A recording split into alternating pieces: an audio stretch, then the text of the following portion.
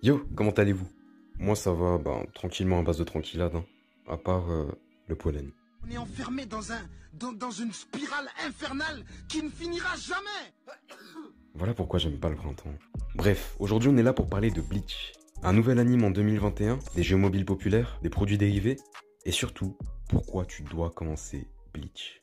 C'est parti! J'ai appris à contrôler le T-Max. Si tu paies pas ce que tu dois, je crois que t'es mort. Je suis au Royal Pentas dans un peignoir et je contrôle ma voix comme un ténor.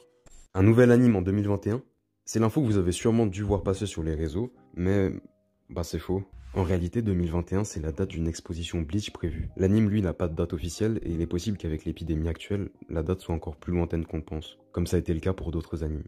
Cette exposition est censée célébrer les 20 ans de Bleach et constituera une espèce d'artbook, mais grandeur nature. Ce sera comme une sorte de musée Bleach. Ça va être trop stylé. Une autre annonce a été faite, pas directement en rapport avec Bleach, mais un peu quand même. Burn the Witch, un spin-off de Bleach par Tite Kubo lui-même, sera disponible en un OAV ou une série d'OAV par le studio Colorido, et ce, dès cet automne. C'est en fait une histoire qui se passe dans l'univers de Bleach, 12 ans après la fin du manga qu'on connaît, mais dans la branche occidentale de la Soul Society. Là, on se trouve à Londres, et il y a des dragons. C'est un truc de fou, non? Enfin bref, de quoi bien patienter jusqu'à l'adaptation de l'arc final. L'arc de la guerre sanglante des 1000 ans. On n'a rien comme info sur l'anime. À part un trailer avec des images tirées du manga qui révèlent certains comédiens de doublage, on connaît ni la date de sortie, ni le studio d'animation, ni qui sera chargé de la musique. Et ça, pour ceux qui ont vu Bleach, vous savez que c'est grave important. En tout cas, ça va sortir et je peux vous dire que je suis hypé. Du côté des jeux mobiles, un nouveau jeu Bleach fait son apparition, Bleach Immortal Soul. C'est un RPG Bleach qui nous replonge dans l'histoire du manga. L'objectif est de monter une équipe pour défaire des holos, et les quêtes suivent la trame de l'anime et du manga. Donc si vous voulez vous rafraîchir un peu la mémoire, ça peut être pas mal. Le jeu Bleach Brave Soul, quant à lui, a atteint les 47 millions de téléchargements dans le monde et fête son 4e anniversaire. Côté figurines, les Mega House éditions limitées de Haribel et Grinjo sont de nouveau disponibles avec un nouveau socle. Et elles sont trop stylées. Par contre, on peut les choper que sur le site de Bandai Japon, donc pour nous, ça risque d'être compliqué.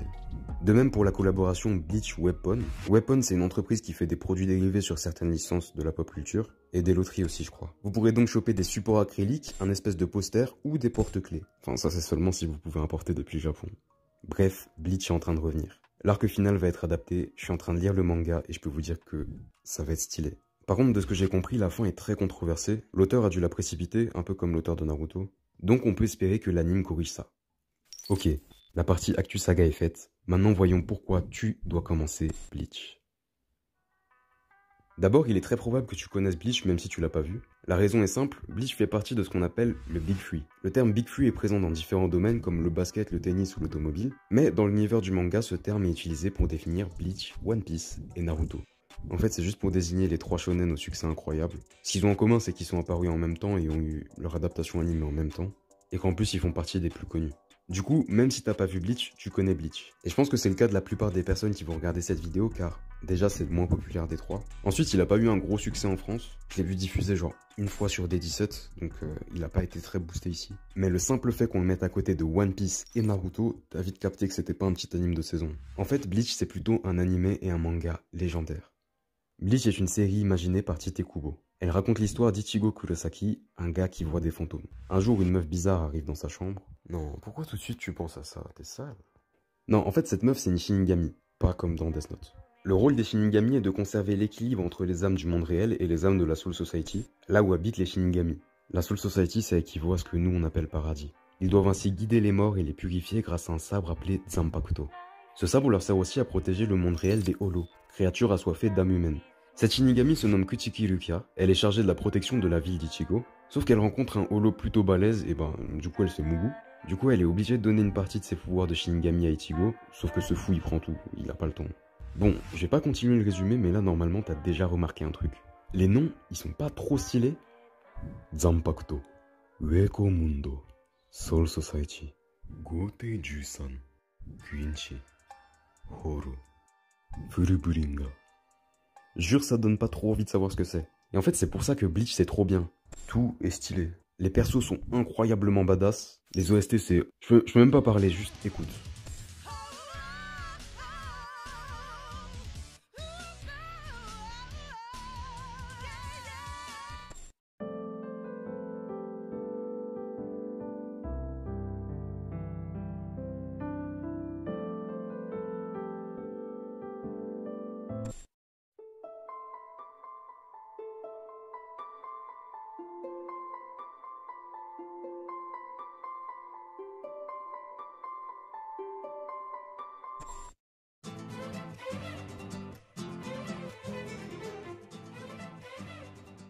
Franchement, c'est l'anime avec les meilleurs OST. Les combats sont ouf, les chara-design, on en parle? C'est incredible. Non, c'est trop. Surtout que les graphismes s'améliorent au fur et à mesure de l'anime, et surtout, dans le manga, le glow-up est indescriptible. Donc, tu dois commencer Bleach. Juste pour découvrir cet univers trop frais beau gosse. L'univers, il a des contours. L'univers de Bleach, il a des waves. Je rigole pas. Bref. Maintenant, ce que tu te dis, c'est « Oui, mais c'est long, j'ai la flemme, en plus, je sais pas comment le regarder. » Je m'aime un peu, hein. Ouais, j'avoue, c'est la honte ce que tu dis, là. D'abord, en anime, c'est beaucoup moins long que Naruto, et donc beaucoup moins long que One Piece. Donc t'as pas d'excuses. L'anime fait 366 épisodes, mais il y a 50% de filler, c'est n'importe. Donc en fait, t'as à peu près 200 épisodes à regarder. Ça va. Dis-toi, c'est comme si tu regardais SNK 2 fois, plus My Hero Academia. Franchement, c'est faisable. En plus, je crois, 60 premiers épisodes sont disponibles gratuitement sur ADN, et je crois qu'ils sont sur Netflix aussi. Sinon, il y a Neko-sama, tu connais.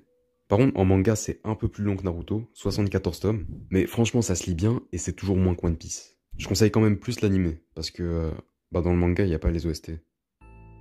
Voilà, pour résumer, tu dois commencer Bleach car, si on le met à côté de Naruto et One Piece, c'est que c'est pas du n'importe quoi. Deuxièmement, c'est beaucoup trop stylé. Et enfin, c'est pas si long. C'est bon, j'ai parlé de Bleach. J'ai absolument kiffé cette œuvre. Elle fait pas partie de mon top 5 parce que je trouve que ça véhicule pas assez d'émotions. Mais c'est pas grave, c'est quand même Vraiment incroyable, mec. Si t'as kiffé, like, partage, abonne-toi. Suis-moi sur Twitter aussi, je crois que je l'ai jamais dit, mais voilà. Le lien est en description. En description, il y aura aussi la liste des fillers de Bleach pour ceux qui veulent. Sur ce, ciao!